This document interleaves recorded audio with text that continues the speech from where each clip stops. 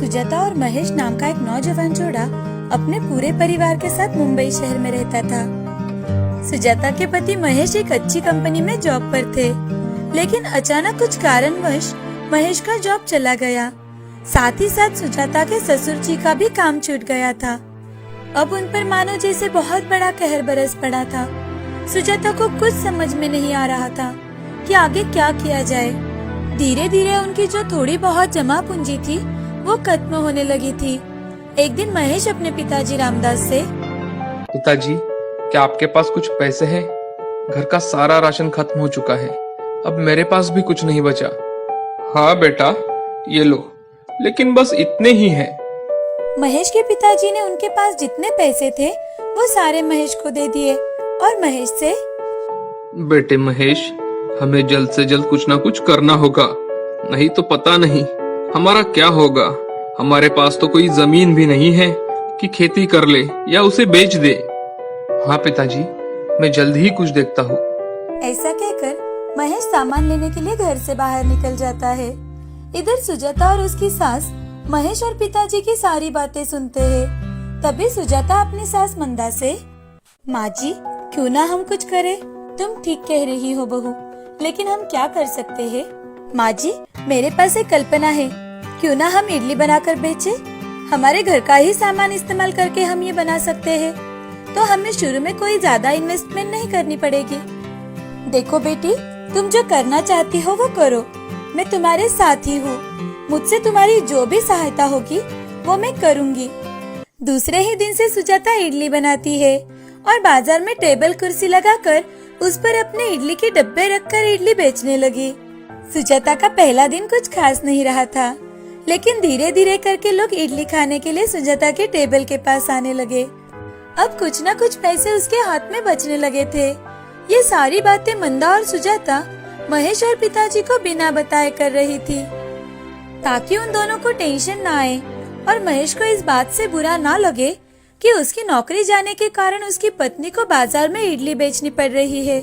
ऐसे ही एक दिन महेश सुजाता से, अरे सुजाता, मैंने राशन लाया तो बहुत दिन हो चुके हैं, तुमने मुझे राशन के लिए पैसे भी नहीं मांगे।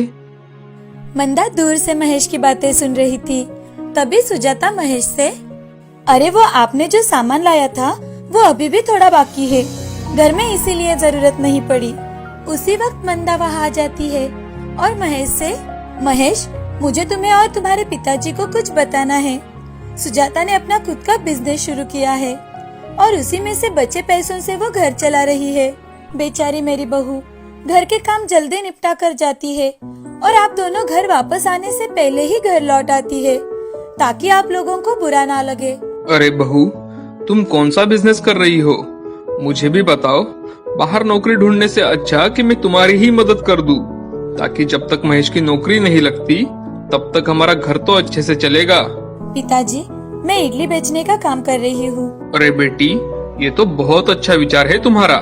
ये काम तो ऐसा है जो कभी बंद ही नहीं हो सकता। और एक बात बेटी, तुम्हें हमसे कोई बात छुपानी नहीं चाहिए। कोई भी काम छोटा या बड़ा नहीं होता।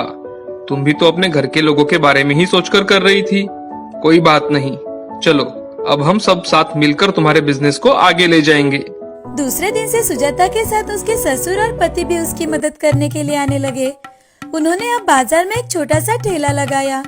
ऊपर के सारे काम महेश और उसके पिताजी कर देते थे। सुजाता अब इडली के साथ गर्मा गर्म डोसा भी बना कर देती थी। सुजाता के हाथों का सांभर लोगों को बहुत ही पसंद आने लगा और उसने बनाई हुई चटनी लोगों को तो और भी ज्यादा पसंद आती थी। एक ग्राहक उनके ठेले पर आता है और महेश से, अरे भाई, डोसा अच्छा तो है ना?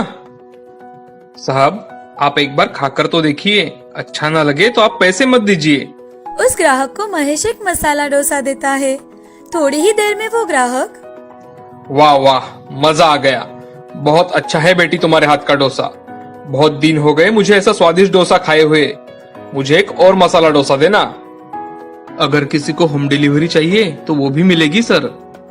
अरे वाह, ये तो और भी बहुत बढ़िया है। देखो बेटे, यहाँ नजदीक ही मेरी एक कंपनी है। कल से तुम रोज मेरे यहाँ इडली सांबार और डोसा मेरे सारे वर्कर्स के लिए सुबह लेकर आना। ये लो मेरा कार्ड, और हाँ, ये एडवांस रख लो। ऐसा कहकर वो सेठ वहाँ से चले जाते हैं।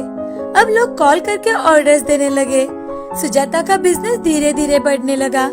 सुजाता बहुत ही बढ़िया इडली सांबर और चटनी बनाती थी। इसी कारण एक बार जो कोई उसके हाथ की इडली सांबर या मसाला डोसा खाता, वो बार बार उसे ही ऑर्डर देते थे। अब सुजाता बर्थडे, कोई छोटा मोटा फंक्शन हो तो इडली और चटनी के ऑर्डर्स लेने लगी थी। धीरे धीरे करके सुजाता का बिजनेस अब सेटल हो गया था। परिवार के साथ मिलकर सुजाता ने शहर में अपने 3-4 नए होटल शुरू कर दिए थे। अपने नाम से ही वो एक इडली वाली से एक सफल औरत बन गई। इस कहानी से हमें ये सीख मिलती है कि अगर सब मिलकर बिना शर्माए कोई भी काम करे तो उसे उसकी मेहनत का फल अच्छा ही मिलता है। सुंदरपुर नाम के गांव में सुभाष और सुहास नाम के 2 भाई रहा करते थे। बड़ा भाई सुभाष बहुत ही अमीर था और छोटा भाई सुहास बहुत गरीब था। सुभाष अमीर होने के कारण सुहास को अपने ही खेतों में काम करने के लिए रख लिया था। सुहास का स्वभाव सरल होने के कारण वो भी चुपचाप से काम कर लेता था। सुभाष के 3 बेटे थे। सुभाष की पत्नी सुधा बहुत ही लालची किस्म की औरत थी। सुभाष जब भी अपने बेटों को देखता तो उसे गर्व महसूस हुआ करता था। एक दिन सुभाष सुधा से, अरे भाग्यवान, सुनती हो? जरा चाय तो लाना। हाँ जी, अभी लाती हूँ। मैं अकेली घर का सारा काम करती हूँ, उसमें मैं थक जाती हूँ। अरे भाग्यवान, तुम चिंता क्यों करती हो? जब 3-3 बहुएं आएंगी तो तुम आराम ही करोगी और दहेज से भी घर भर जाएगा ना। हाँ, ये बात तो आपने सच कही है। मैं तो फिर राज करूंगी, राज। और एक वो सुहास है जिसकी 3-3 बेटियां हैं, वो तो दहेज दे दे कर कंगाल हो जाएगा। अरे हाँ, वो तो बेवकूफ है। मैंने उसे कहा था कि सोनोग्राफी करके लड़की हो तो गिरा दे, मगर उसने मेरी एक भी नहीं सुनी। अजी, हमसे कुछ सीख ले लेता। हमने तो अल्ट्रासाउंड करके लड़की होने पर खत्म कर दिया और आज देखो हमारे लड़के हैं, लड़के। हाँ, वो तो पागल है, उसे कुछ समझ में नहीं आता। वो कहता है कि लड़कियां माँ लक्ष्मी का रूप होती है। अरे फिर 3-3 लक्ष्मियां घर में होते हुए भी वो गरीब क्यों है? अरे छोड़ो उसे, उसमें कहाँ समझ है। अगर थोड़ी भी समझ होती तो हमारे यहाँ इतने कम दामों में काम थोड़ी करता। वही तो, जाने दीजिए। चलिए, सुभाष और सुधा अपना काम करने के लिए चले जाते हैं। कुछ ही दिनों में नवरात्रि का उत्सव आता है। सुहास के यहाँ हमेशा की तरह नवरात्र में माँ दुर्गा की स्थापना हुई और सुहास की पत्नी सरिता ने भी हमेशा की तरह पूरा व्रत रखा। सरिता सुहास से, आज बाजार से आते समय पूजा का सारा सामान लेकर आइए और बाजार से कुछ फल भी लाना, घर में कुछ भी नहीं है। अरे सरिता, मेरे पास तो कुछ भी पैसे नहीं है। रुको, मैं काम करता हूँ, भैया से कुछ पैसे उधार लेकर उससे सामान खरीदता हूँ। जैसे आपको ठीक लगे। थोड़ी ही देर में सुहास सुभाष के घर पहुँचता है और सुभाष से, भैया मुझे कुछ पैसे उधार दे दो, मुझे बाजार से कुछ सामान लाना है, मेरे घर में कुछ भी नहीं है भैया। अरे भाई, यह भी क्या है? चलो पहले खेतों में चावल की फसल काट आते हैं, बाद में पैसे ले लेना। ठीक है भैया, चलो। सुहास और सुभाष दोनों खेतों में जा रहे थे। तभी रास्ते में एक झाड़ी के पास बहुत से कुत्ते खड़े थे और वो एक दूसरे पर चिल्ला रहे थे। ये देख। अरे इतने सारे कुत्ते इकट्ठा होकर क्या कर रहे हैं? और ये रोने की आवाज कहाँ से आ रही है? सुहास ने ध्यान से सुनते हुए कहा, भैया ये आवाज तो एक बच्चे की आ रही है, चलो पास जाकर देखते हैं। अरे देखो, वहाँ कितने सारे कुत्ते हैं। भैया ये तो एक बच्ची है, कोई इसे यहाँ छोड़ गया है। अगर हमने ऐसे ही छोड़ दिया तो ये कुत्ते उसे नोच खाएंगे। अरे बेवकूफ, चुपचाप यहाँ से निकल ले। तुझे क्या करना है? वैसे भी इस समय तेरी नवरात्रि का उपवास चल रहा है और इसका खून बह रहा है, खून। तू इसे छूकर अपवित्र हो जाएगा। तो भैया आप ही इसे उठा लो, इसकी जान बचा लो, नहीं तो कुत्ते इसे मार डालेंगे भैया। अरे मैंने क्या दुनिया भर का ठेका लेकर रखा है क्या? ऐसा कहकर सुभाष वहाँ से चला जाता है। तभी सुहास एक डंडा लेकर वहाँ आकर कुत्तों को भगाता है। बच्ची को जब सुहास उठाकर देखता है तो उसे बहुत खरोच आई हुई थी। हे भगवान, ये बच्ची कितनी घायल है, मुझे इसे अभी अस्पताल लेकर जाना चाहिए। सुहास बच्ची को अस्पताल लेकर जाता है और वहाँ उसकी मलहम पट्टी करके अपने घर लेकर जाता है। घर जाकर सरिता को सारी बातें बताता है। सरिता सुहास से, कोई बात नहीं, जहाँ हमारी 3 बेटियां बड़ी हो रही है वहाँ ये भी उनके साथ रहेगी। हम पहले से ही गरीब है, इससे ज्यादा और गरीबी क्या आएगी। आज ना तो पूजा की सामग्री आ पाई है, ना तो फल। आज का काम कैसे चलेगा? हम क्या खाएंगे? सरिता, मैं भैया से पैसे मांगने के लिए ही गया था, लेकिन उन्होंने मुझे कहा पहले खेतों में काम कर लेते हैं, बाद में वो मुझे पैसे देंगे। तब तक रास्ते में मुझे बच्ची मिल गई। अब हम पूजा कैसे करेंगे? जाने दीजिए, चलो हम मैया से क्षमा मांग लेते हैं। जो हमारे पास पूजा की सामग्री है उसी से हम पूजा कर लेते हैं। दोनों श्रद्धा पूर्वक पूजा करते हैं और फलाहार के लिए कुछ ना होने के कारण पूरा दिन भूखा ही रहते हैं। सरिता बच्ची की अच्छी तरह से देखभाल कर रही थी, तभी दरवाजे पर कोई आता है। सुहास दरवाजा खोलकर देखता है तो उसे एक आदमी हाथ में फल लिए हुए दिखाई देता है। तभी सुहास उस आदमी से, आप कौन हैं? जी, आपके लिए फल लेकर आया हूँ। जी, लेकिन मैंने तो कोई फल नहीं मंगवाए थे। जी, हमें तो आपके यहाँ फल देने का ऑर्डर आया है, ये लीजिए। लेकिन मैंने इन फलों के पैसे भी नहीं दिए। अरे भाई साहब, मुझे इन फलों के पैसे मिल चुके हैं। ऐसा कहकर फल वाला उस पेमेंट का मैसेज दिखाता है। सुहास के हाथों में फलों की बैग रखकर वहाँ से चला जाता है। थोड़ी ही देर बाद दुकानदार पूजा की सामग्री लेकर आता है और पूजा की सामग्री देकर चला जाता है। सुहास और सरिता को कुछ समझ में नहीं आ रहा था कि यह सब क्या हो रहा है। दोनों एक दूसरे की ओर अचरज से देख रहे थे। तभी सरिता सुहास से, ये सब क्या हो रहा है और कौन कर रहा है? सरिता, मुझे भी नहीं पता कि ये सब कौन कर रहा है। मुझे तो लगता है ये सब मैया की कृपा है। सरिता और सुहास दोनों भी पूजा की सामग्री से विधि विधान से पूजा करते हैं। दूसरी ओर सुभाष के घर कोई पूजा नहीं थी। सुभाष कभी भी देवी मैया की पूजा नहीं करता था। उसके यहाँ रात में सभी लोग सो रहे थे। तभी घर में शॉर्ट सर्किट की वजह से आग लग जाती है।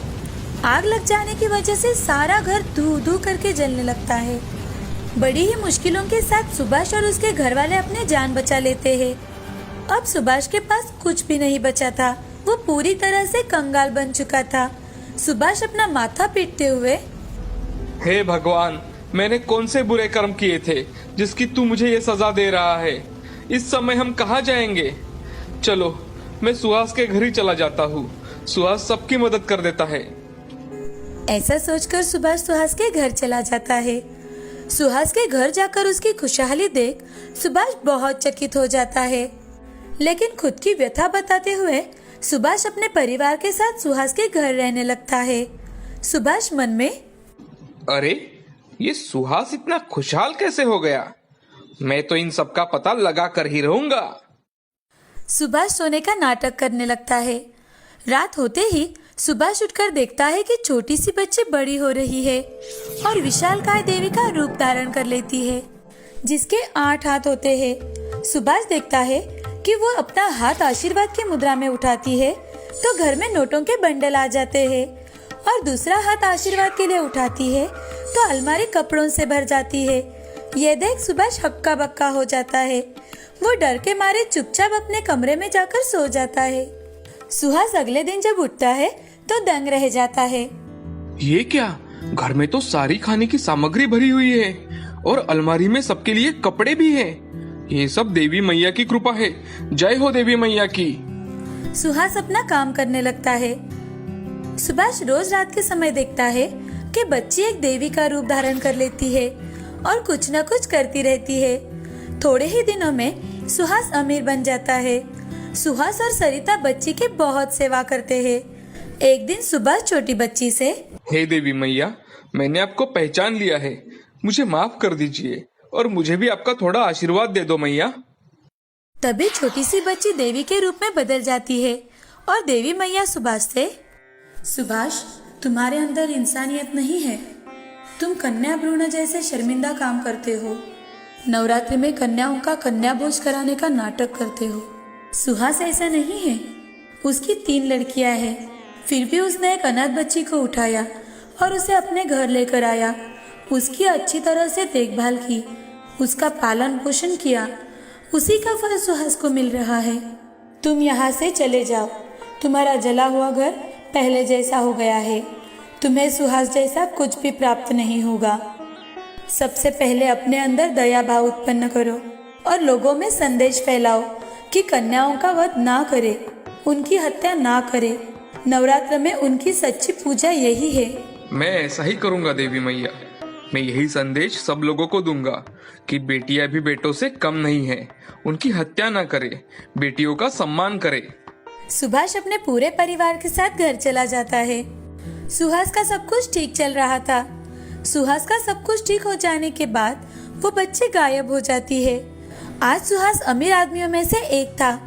वो इतना अमीर हो जाने के बाद भी लोगों की मदद कर दिया करता था। अब सुहास के साथ साथ सुभाष भी हर नवरात्रि में देवी मैया की पूजा करने लगा था और समाज में परिवर्तन लाने के लिए मदद करने लगा। इस कहानी से हमें यह सीख मिलती है कि कन्याओं का हमेशा सम्मान करे। वो लड़कों से कभी भी कम नहीं होती। उनको समाज में समान स्थान देना चाहिए। स्त्री भ्रूण हत्या का हमेशा ही विरोध करना चाहिए। अगर लड़का घर का दीपक है तो लड़की घर की रोशनी होती है।